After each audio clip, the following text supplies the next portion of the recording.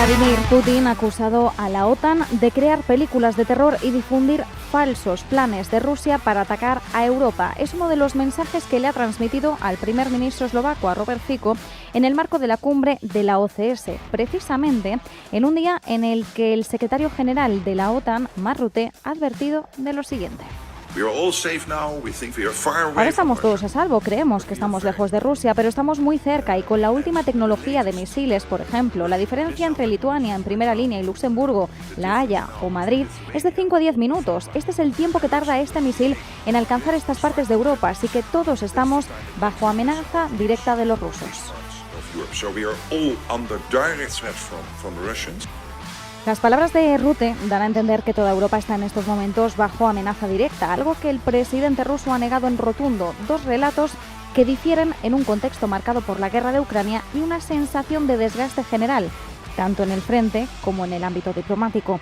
Putin toma las advertencias de la OTAN como provocaciones o pruebas de la incompetencia occidental. Así se lo ha hecho saber a Robert Fico, con quien también ha compartido otros puntos cruciales sobre Ucrania. Le ha transmitido que la adhesión de Ucrania a la Unión Europea no sería un problema para Rusia, pero su ingreso a la OTAN sería inaceptable. Para el presidente ruso, esto comprometería directamente la seguridad de su país y ha acusado a la alianza de intentar controlar casi todo el espacio postsoviético y de haber provocado el conflicto de Ucrania. ¿Hacia dónde va todo esto? Putin ha dejado entrever un doble mensaje. Por un lado, mantiene su presión sobre la OTAN, a quien acusa de histérica, pero por otro ha abierto la puerta a un acuerdo de seguridad para Ucrania. Incluso ha sugerido cooperación en la planta nuclear de Zaporilla si las circunstancias son favorables.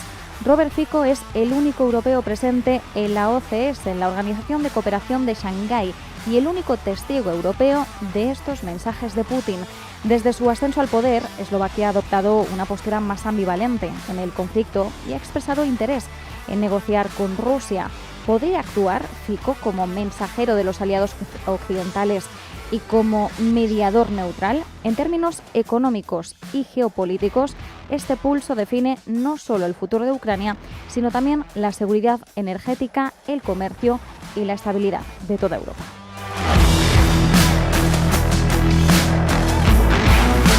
El gurú inversor Ray Dalio ha lanzado una advertencia con resonancias históricas. Estados Unidos se está deslizando hacia un modelo de política autocrática similar al de la década de 1930. En una entrevista con el Financial Times, el fundador del mayor fondo de cobertura del mundo, de Bridgewater Associates, ha comparado la situación actual con los años previos a la Segunda Guerra Mundial.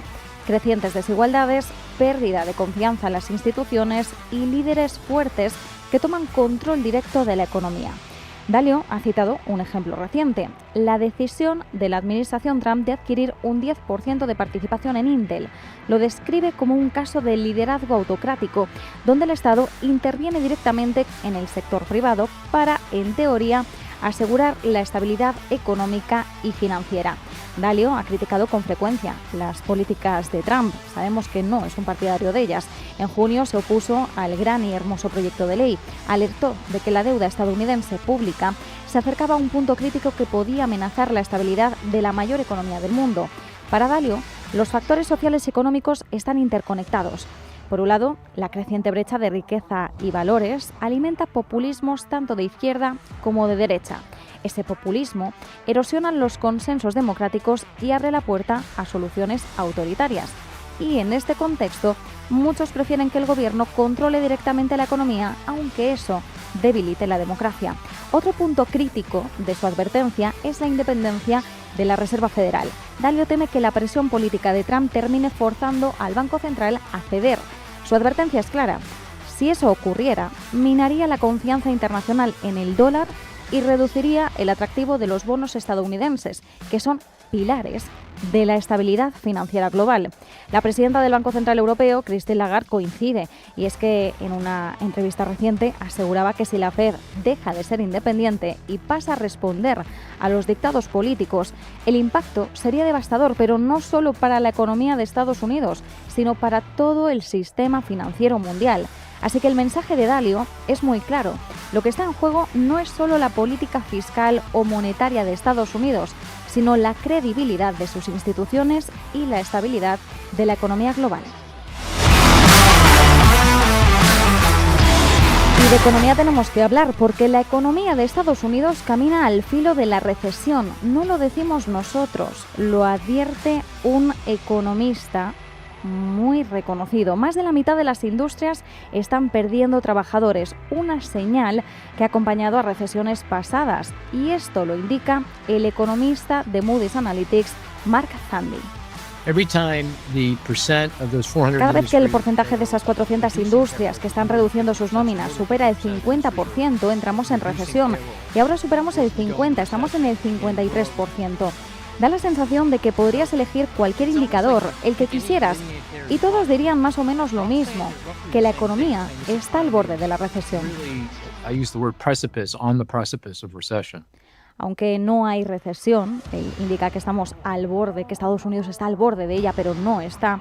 Zandi afirma que el empleo es el indicador más negativo. Los datos oficiales todavía no muestran despidos masivos, pero sí un enfriamiento claro. El crecimiento del empleo se ha desacelerado drásticamente este año y en los últimos meses prácticamente se ha estancado. Solo sectores como la salud, servicios educativos y el empleo público sostienen la estadística. El debilitamiento del crecimiento del empleo se debe a la congelación en las contrataciones.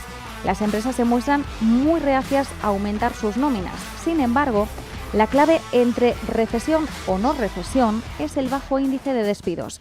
Las empresas no están despidiendo, pero en cuanto empiecen a caer las nóminas, en cuanto entremos en un entorno de despidos masivos, ahí sí se dispararían todas las alarmas. Es la advertencia de Mark Zandi, el economista o uno de los economistas que pronosticó la crisis financiera de 2008.